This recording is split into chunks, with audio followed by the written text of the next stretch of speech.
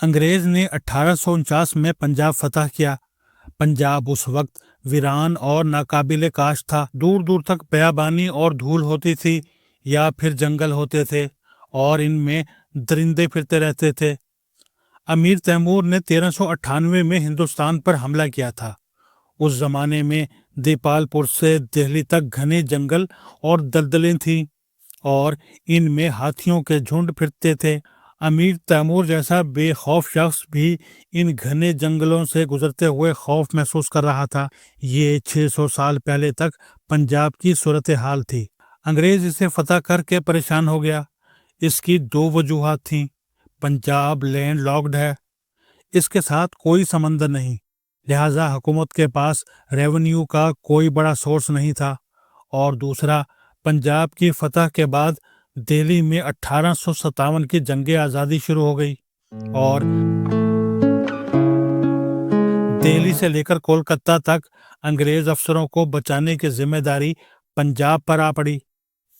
انگریز نے لاہور سے فوج بھجوائی اور اس نے انگریز سرکار اور اہلکاروں کی جان بچائی۔ 1857 کی جنگ نے انگریز کو مالی لحاظ سے کمزور کر دیا۔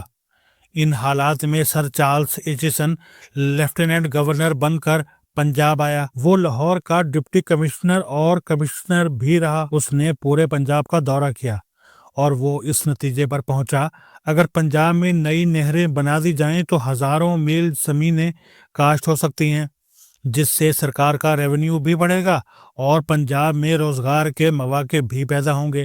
پنجاب میں اس سے قبل فیروز شاہ تغلق کے زمانے میں نہریں بنی تھیں۔ وہ 1351 سے 1388 تک ہندوستان کا بادشاہ رہا اور اس نے تاریخ میں پہلی بار ہندوستان میں نہریں بنائیں۔ وہ اس وجہ سے تاریخ میں فادر آف کینالز کے نام سے مشہور ہوا۔ بہرحال قصہ مختصر، چارلس ایچسن کی اسٹڈی پر انگریز نے 1882 میں نہروں کے 3 منصوبے شروع کیے۔ 1892 میں لوئر چناب کینال شروع ہوئی۔ گوجرانوالا ڈسٹرکٹ میں خانکی ہیڈ ورکس بنا اور اس نے گوجرانوالا ڈویژن کو ہریالہ کر دیا۔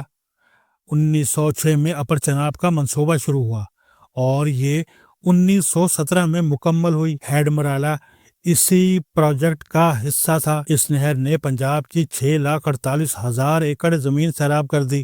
اپر جہلم تیسرا پروجیکٹ تھا۔ یہ 1915 میں شروع ہوئی اور 1917 میں مکمل ہو گئی۔ یہ دریائے جہلم سے نکل کر دریائے چناب میں گرتی ہے اور اس سے ضلع گجرات کی بنجر زمینیں آباد ہوئیں۔ انگریز نے ان نہروں پر 9 کالونیاں بنائیں۔ ان میں 10 لاکھ لوگ آباد کیے۔ انہیں سرکاری زمینیں دیں اور یہ لوگ انہیں آباد کرتے چلے گئے۔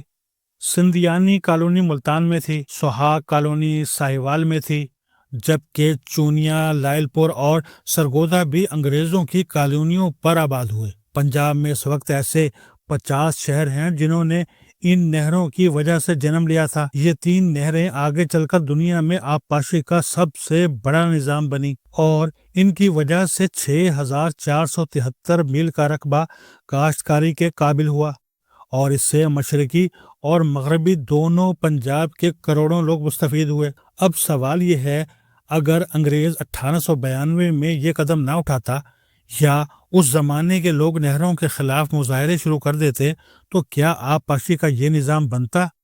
اور اگر یہ نہ بنتا تو آج پاکستان میں کیا صورتحال ہوتی؟ کیا ہم 25 کروڑ لوگوں کی ضروریات زندگی پوری کر پاتے؟ میں مزید آگے بڑھنے سے پہلے آپ کو یہ بھی بتاتا چلوں، دنیا میں میٹھے پانی کے سب سے بڑے سورس قطب شمالی اور قطب جنوبی ہیں۔ دونوں قطبوں پر لاکھوں میل لمبے گلیشیئرز ہیں۔ سردیوں میں ان پر برفیں پڑتی ہیں اور گرمیوں میں یہ گلیشیئرز تھوڑے تھوڑے پگھل کر زیر زمین پانی میں بھی اضافہ کرتے ہیں اور دریاؤں میں بھی پانی بڑھاتے ہیں۔ پانی کا تیسرا بڑا سورس ہمالیہ، کراکرم اور ہندو کش کے پہاڑی سلسلے ہیں۔ یہ تینوں سلسلے خوش قسمتی سے پاکستان میں جگلوٹ کے مقام پر اکٹھے ہوتے ہیں۔ قدرت کے اس عظیم جغرافیائی معجزے کی وجہ سے شمالی اور جنوبی قطبوں کے بعد پاکستان میں سب سے زیادہ گلیشیئرز ہیں۔ بیافو گلیشیئر پاکستان کا طویل ترین گلیشیئر ہے۔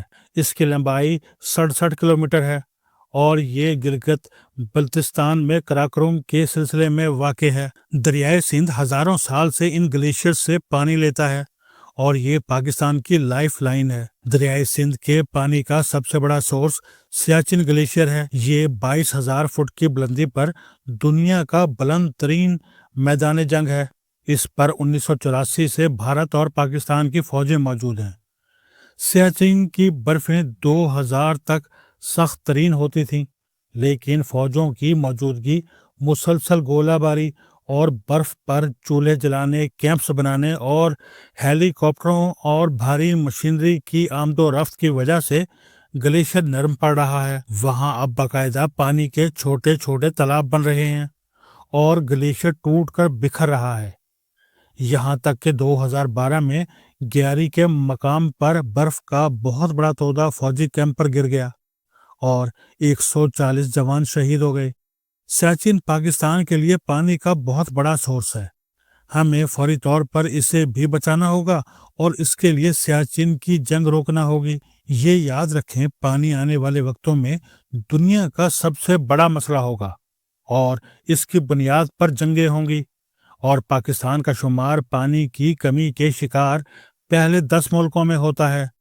ہم نے اگر خشک سالی سے بچنا ہے تو پھر ہمیں جنگی پیمانے پر پانی بچانے کی حکمت عملی بنانا ہوگی۔ لیکن آپ المیہ دیکھیے، ہم سال کے 8 ماہ پانی کی کمی کا شکار رہتے ہیں اور مانسون کے 4 مہینے ہم سیلابوں کا لقمہ بنتے ہیں، یعنی ہم پانی کی کمی اور زیادتی دونوں کا شکار ہیں۔ اب سوال یہ ہے، ہم اس پر توجہ کیوں نہیں دیتے؟ ہم پانی کے ذخائر کیوں نہیں بناتے اور ہم سیلاب کے پانی کو محفوظ کیوں نہیں کرتے؟ یہ $1 بلین کا سوال ہے۔ ہمیں چاہیے ہم فوری طور پر آبی گزرگاہوں پر چھوٹے چھوٹے ڈیمز، تالاب اور خشک نہریں بنائیں تاکہ سیلاب کے دنوں میں پانی ان ذخائر کی طرف موڑ دیا جائے۔ اس سے زیر زمین پانی کی سطح بھی بلند ہو جائے گی اور خشک اور ویران علاقے بھی کاشت کے قابل ہو جائیں گے۔ دوسرا، ہم مدت سے نئی نہروں کے منصوبے بنا رہے ہیں، لیکن سیاسی افراتفری کی وجہ سے حکومتیں ان پر توجہ نہیں دے سکیں۔ 2023 میں آرمی چیف نے گرین پاکستان کا منصوبہ شروع کیا۔ اس کے تحت پاکستان میں 6 نہریں بن رہی ہیں اور ان نہروں سے ہزاروں میل کا علاقہ کاشت کے قابل بن رہا ہے، لیکن یہ منصوبہ بھی اب سیاست کی نظر ہو رہا ہے۔ سندھ میں احتجاج شروع ہو گیا ہے، لوگ سڑکیں بند کر کے بیٹھ گئے ہیں۔ ان کا کہنا ہے پنجاب سندھ کا پانی چوری کر رہا ہے۔ آپ اندازہ کریں، انگریز نے 1892 سے 1917 تک موجودہ پاکستان میں دنیا کا سب سے بڑا نہری نظام بنا دیا، لیکن ہم 2025 میں ایک نہر کے لیے ایک دوسرے کا گریبان پکڑ کر بیٹھے ہیں۔ ملک ایک طرف پانی کی شدید قلت کا شکار ہے اور دوسری طرف ہم نہریں روکنے کے لیے سڑکیں بند کر رہے ہیں۔ کیا یہ عقل مندی ہے؟ آپ 3 ماہ بعد تماشا دیکھ لیجئے گا۔ جولائی اگست میں بارشیں شروع ہوں گی اور نہروں کے خلاف احتجاج کرنے والے لوگ سیلاب میں ہوتے کھا رہے ہوں گے اور اسی فوج سے مدد کی اپیل کر رہے ہوں گے جس پر یہ اس وقت نہر بنانے کا الزام لگا رہے ہیں۔ یہ کھیل آخر کب تک چلے گا؟ ہم کب تک بنیادی ایشوز پر سیاست کرتے رہیں گے؟ پانی، نہریں اور ڈیمز ماہرین کے کام ہیں، عوام ان کی حساسیت نہیں سمجھ سکتے۔